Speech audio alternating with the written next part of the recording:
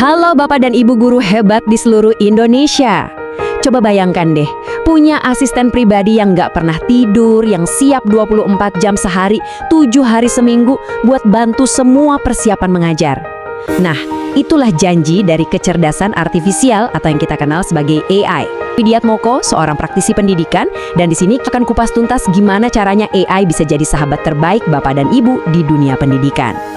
Nah, sebelum kita melangkah lebih jauh, saya ingin kita sama-sama memegang prinsip ini. Penting banget nih. Mari kita lihat AI bukan sebagai sesuatu yang mengancam atau menakutkan, tapi sebagai alat bantu super canggih yang justru bisa memberdayakan kita buat mendidik generasi penerus bangsa jadi lebih baik lagi.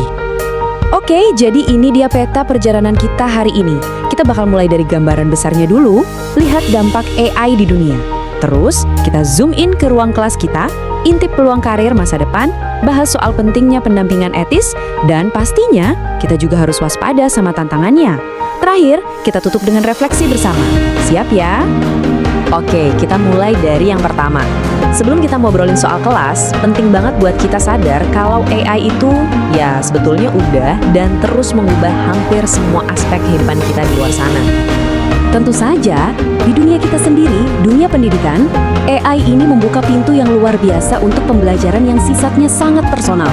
Jadi, setiap murid bisa dapat materi dan tantangan yang pas, benar-benar sesuai sama kecepatan dan gaya belajar mereka masing-masing.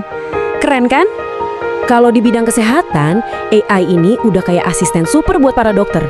Bayangin aja, AI bisa menganalisis ribuan data medis dalam sekejap mata.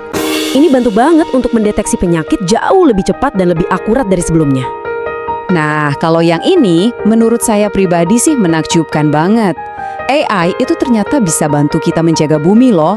Caranya, dengan kemampuannya memprediksi bencana alam sampai memantau kesehatan lingkungan kita, misalnya kualitas udara dan air secara real time. Di dunia kerja, AI ini mengambil alih tugas-tugas yang repetitif yang mungkin ya agak membosankan.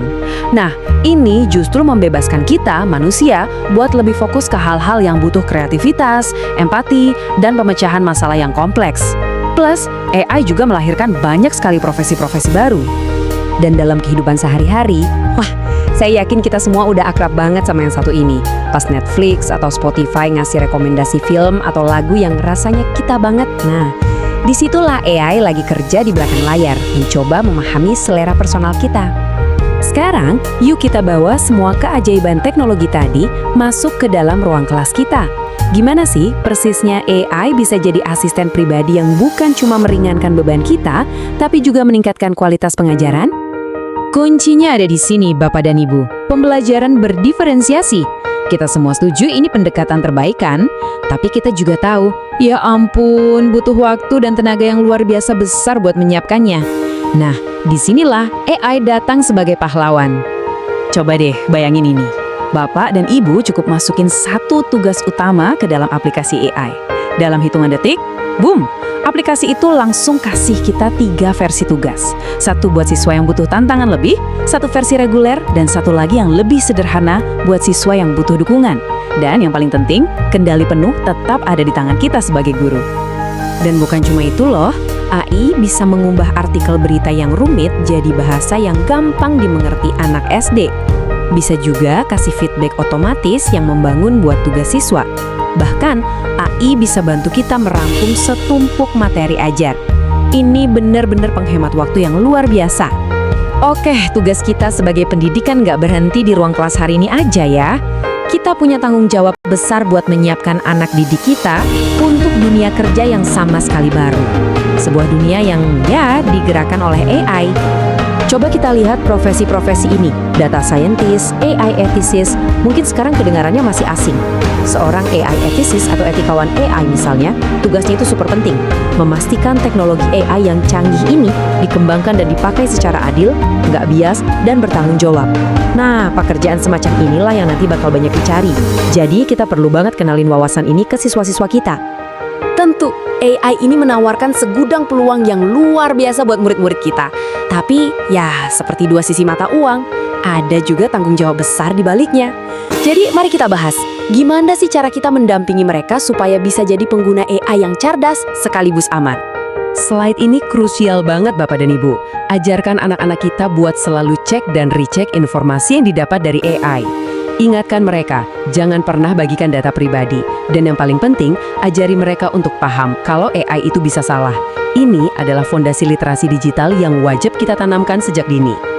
Sebagai pendidik yang bijak, kita tentu harus selalu melihat segala sesuatu dari dua sisi. Sekarang, mari kita pahami bersama apa saja sih tantangan dan risiko yang datang barengan sama kemajuan teknologi AI yang pesat ini. Tantangannya bisa kita bagi jadi 3 kelompok.